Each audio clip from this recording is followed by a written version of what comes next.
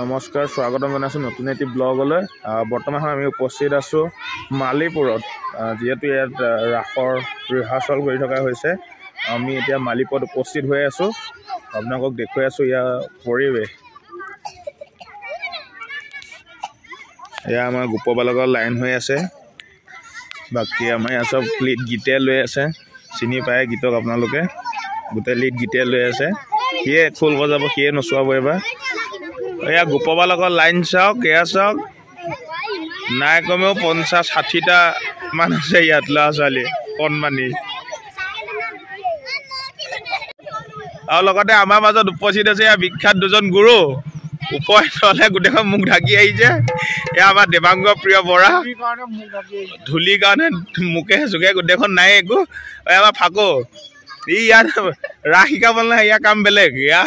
আমি কৈ নিদিওঁ আৰু ইয়াত বেলেগ কাম কৰিবলৈহে আহে।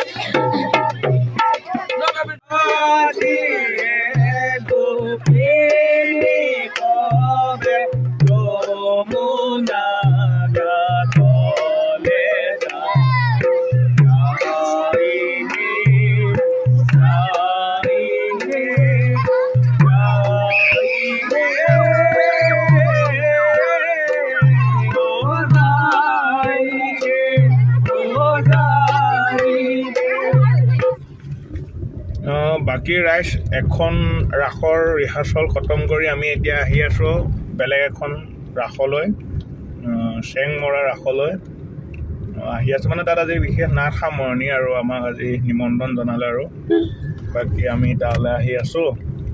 আৰু মোৰ লগত এয়া আমাৰ গীত আছে, পিছফালে আমাৰ ফাকু আছে। বাকী দেখুৱাই আছোঁ, চাই থাকক আপোনালোকে।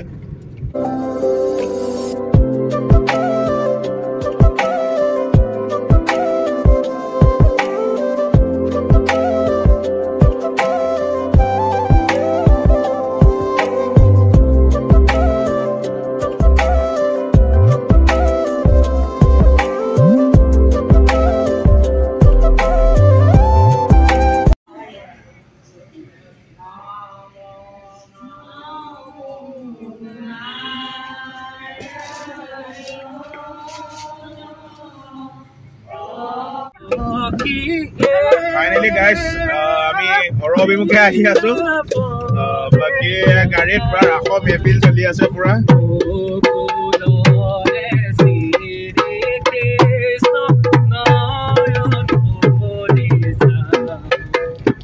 এয়া আমাৰ ফাকু আৰু গীত দুইটাই মিলি মোক গাড়ী চলাবলৈ অশান্তি কৰিছে, ইমানে চিঞৰিছে অশান্তি হ'বা।